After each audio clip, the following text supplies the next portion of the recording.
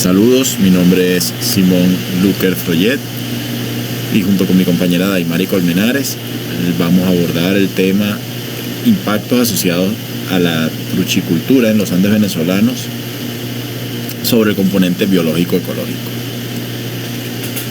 El humano en su evolución ha realizado una serie de cambios de hábitos y prácticas culturales incidiendo en su comportamiento. Empezaron siendo nómadas, donde vivían de la recolección, de la pesca, de la caza para su alimentación, y comenzaron a ser civilizaciones sedentarias. En este sedentarismo desarrollaron la habilidad o la capacidad de poder empezar a producir sus propios alimentos desde la ganadería hasta el cultivo de especies vegetales para consumo, así como la acuicultura. Sin embargo, todas estas actividades,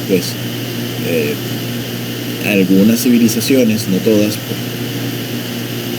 comenzaron a hacer estas actividades desde un punto de vista antropocéntrico, es decir, que emitían un impacto al ambiente y no lo consideraban importante. Digo algunas civilizaciones porque muchas de nuestras culturas indígenas sí tenían como visiones americanas.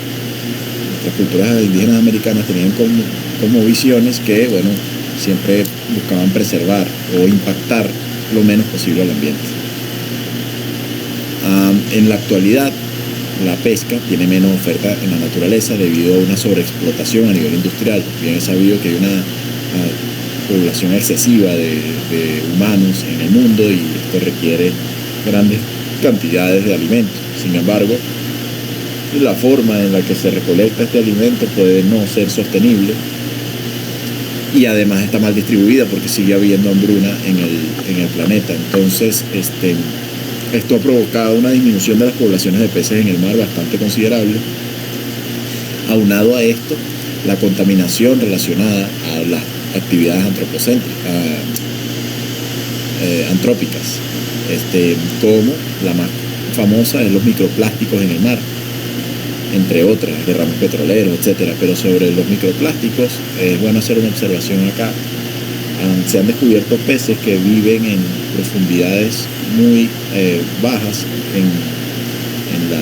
en el mar, y estos peces han absorbido este microplástico, y como este microplástico es menos denso que ellos, entonces los hace flotar, los hace subir, acercarse a la superficie.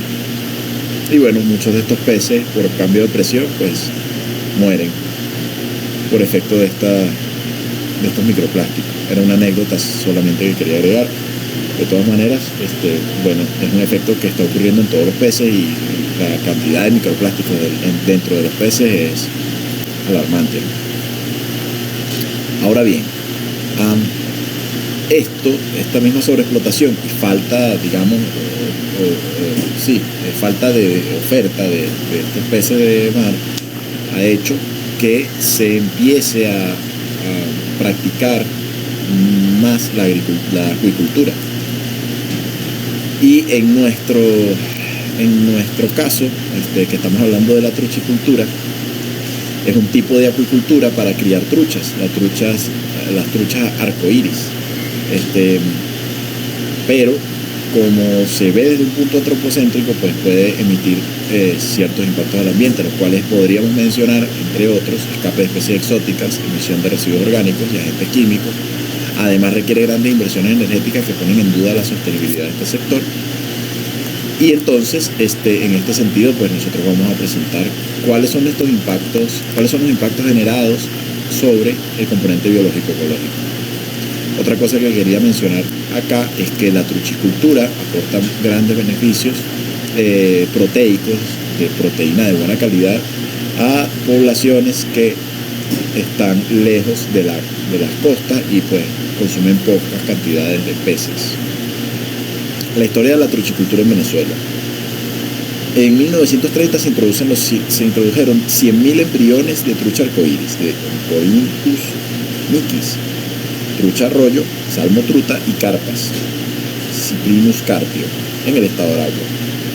Sin embargo, estos no prosperaron, pero sirvió de base, y se dicen, algunos autores dicen que no prosperaron por falta de preparación técnica. Entonces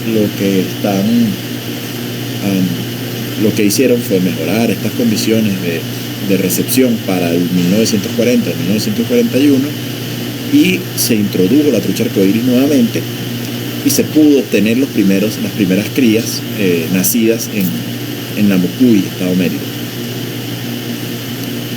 Y en este punto empiezan las operaciones comerciales de la producción de trucha. Del 59 al 80 se instalaron las mayores granjas de truchicultura en los Andes venezolanos, como Boconó en Trujillo, como Namucuy en Mérida, como Agrocría Santo Domingo en Táchira, como Monterrey en Mérida, como Santo Domingo en Mérida. Y para el año 2010 se cuentan con cifras de producción con cifras de producción donde el estado Mérida lideraba con 182 toneladas por año de trucha. Sin embargo, para el 2020 no se tiene información. Para efectos de este trabajo se va a hablar sobre el caso de la truchicultura Monterrey. Si bien esta truchicultura está con muy bajas producciones actualmente, vamos a suponer una producción al 100% de su capacidad productiva, para poder, digamos, inferir los impactos que puede ocasionar sobre la población sobre este sector de Monterrey.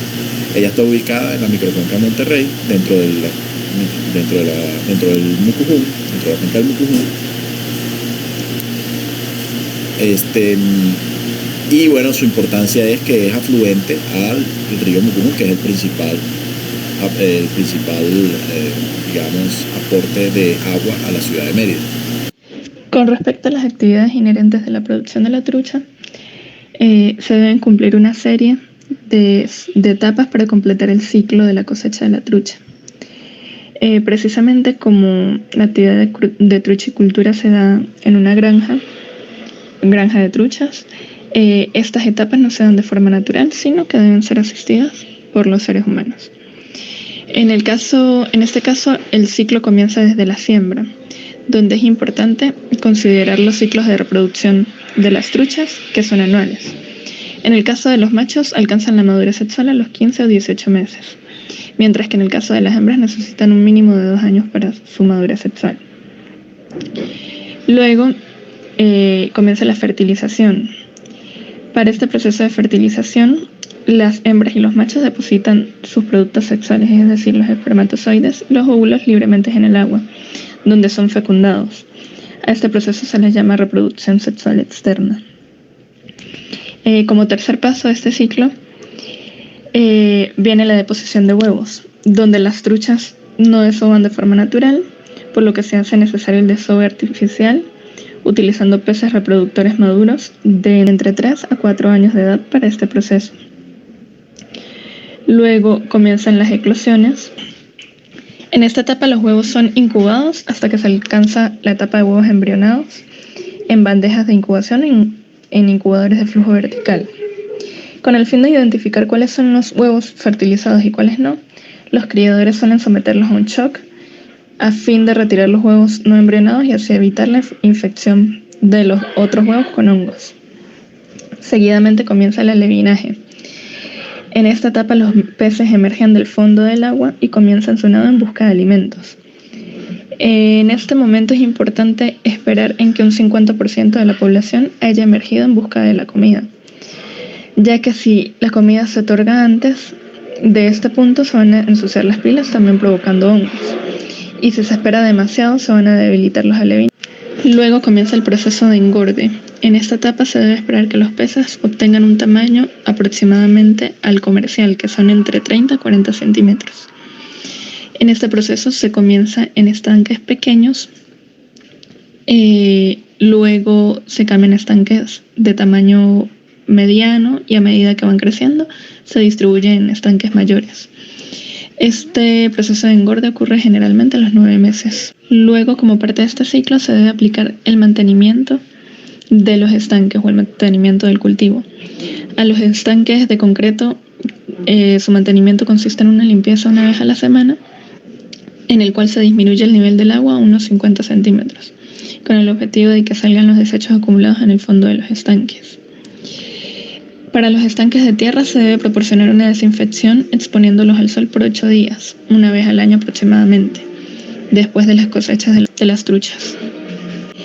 Los demás accesorios como tomas de agua, tuberías, canales de alimentación, entre otros, se deben inspeccionar diariamente a fin de detectar problemas de fugas, rupturas o bloqueos, los cuales pueden comprometer la llegada del agua a los diferentes estanques. Por otra parte, en el caso de las redes, atarrayas, baldestinas que se usan para la cosecha, se deben mantener en estrictas condiciones higiénicas y deben ser desinfectadas antes de introducirlas a cada estanque para evitar la transmisión de enfermedades de un estanque a otro. En la etapa de la cosecha se debe disminuir nuevamente el nivel del agua a fin de concentrar a los peces con redes para ser bombeados y transportados a las plantas de procesado. Por lo general, el sacrificio de las truchas se realiza sometiendo a los peces a un aturdimiento irreversible por electricidad o disminuyendo las temperaturas de las aguas en aproximadamente a 2 grados centígrados con hielo. Una vez sacrificados, se deben mantener en hielo y procesar inmediatamente.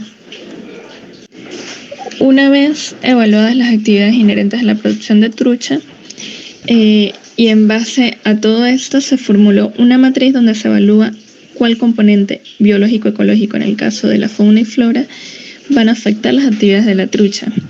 Es decir, por medio de esta matriz se va a determinar los impactos asociados a la actividad de la truchicultura del componente biológico-ecológico. Como se puede observar en la tabla número 1, vemos que las actividades de siembra, engorde, mantenimiento del cultivo y cosecha son las principales actividades que afectan el componente biológico-ecológico, donde en el caso de la siembra, engorde y mantenimiento del cultivo y la cosecha van a afectar el componente fauna. En el caso del componente de flora, vemos que las actividades que afectan directamente este componente es el engorde, mantenimiento del cultivo y la cosecha. En esta segunda matriz elaborada se identifican los impactos directos generados por las actividades ya mencionadas al componente biológico-ecológico. En el caso de la siembra, para el componente fauna, al momento de la siembra, las especies de la trucha pueden generar afectaciones sobre la diversidad de la fauna de la zona en caso de depredación, generando pérdida de diversidad acuática, afectación de las cadenas tróficas y desplazamiento de las especies nativas. En el caso de la etapa de engorde, afecta a la fauna por el uso de hormonas, antibióticos, pesticidas que van a afectar la calidad de las aguas, perjudicando la fauna aguas abajo por fomentar la aparición de patógenos o asistentes. También aumenta la cantidad de residuos orgánicos en el agua, fomentando la demanda bioquímica de oxígeno que genera eutrofización. Además, el alimento aporta cantidades grandes de carbono, nitrógeno y potasio, aumentando las colonias de bacterias en los alimentos y sedimentos, generando problemas para la alimentación de los peces autóctonos. Esto genera nuevamente pérdida de diversidad acuática, alteración de las cadenas tróficas y eutrofización. En el caso del engorde en la flora, va a aumentar los niveles de nitrógeno y potasio por el alimento y las heces de los peces, provocando un aumento de los sedimentos que se depositan al fondo de las lagunas, generando problemas para la fotosíntesis de las algas en el fondo, reduciendo la diversidad de las algas y la disminución de la tasa de la fotosíntesis. Con respecto al mantenimiento del cultivo, en el caso de la fauna, también ocurren actividades similares a las del proceso de engorde, incluyendo la limpieza de los estanques, donde si se disponen estos residuos cerca de los cuerpos de agua pueden ocasionar problemas a la fauna aguas abajo, ocasionando también pérdida de la diversidad acuática, alteración de las cadenas tróficas y eutrofización. En el caso de la flora, igual ocurre que puede verse afectada por un aumento de la turbidez y deposición de sedimentos, la flora presente en aguas abajo de los cuerpos de agua, ocasionando una reducción de la diversidad de algas acuáticas y disminución de la tasa de fotosíntesis. En la etapa de cosecha, de igual manera se afecta la fauna y la flora del cuerpo de agua. En el caso de la fauna, Si la disposición final de los residuos se manejan de forma inadecuada, por ejemplo, que se entierren cerca de los cuerpos de agua, se puede llegar a contaminar corrientes subterráneas de agua, que luego van a aportar grandes cantidades de residuos orgánicos en el agua y promueven al mismo tiempo el aumento de la turbidez. Por lo tanto, aumentaría la demanda bioquímica de oxígeno, así como también la afectación de los ventos, disminución de la producción primaria y la depredación. En este caso, igual ocurre pérdida de diversidad acuática, alteración de cadenas tróficas y eutrofización. En cuanto a la flora, si se maneja de forma inadecuada los residuos producidos en la cosecha, también pueden producir un problema a la flora al generar problemas a las algas de los fondos de las lagunas y lagos, reduciendo la diversidad de algas acuáticas y produciendo una disminución de la tasa de fotosíntesis. Como conclusiones y recomendaciones, tenemos que al ubicar una granja de truchicultura se debe tener una previsión de que pueden aumentar los componentes orgánicos en las aguas y causar un aumento de la demanda bioquímica de oxígeno en los cuerpos de agua naturales adyacentes a esta granja. Además, en las actividades de engorde y fertilización se pueden estar aportando excesos de nutrientes que van a contribuir a la eutrofización de los cuerpos de agua naturales. Por lo tanto, se recomienda establecer piscinas de oxidación donde se logre descomponer los residuos orgánicos y tratar todos los nutrientes que puedan afectar a los cuerpos de agua adyacentes a las granjas de truchicultura. Finalmente, se determina que la truchicultura es una actividad de gran importancia que fomenta la seguridad alimentaria con alta calidad proteica en los sectores rurales de los Andes. Por lo tanto, se recomienda que los residuos generados en la actividad de cosecha sean procesados para su conversión en harina de pescado que aporte alimento a las truchas y de esta manera se pueda coayudar a las actividades circulares. Y por acá tenemos las referencias que nos ayudaron a construir esta investigación. Muchas gracias.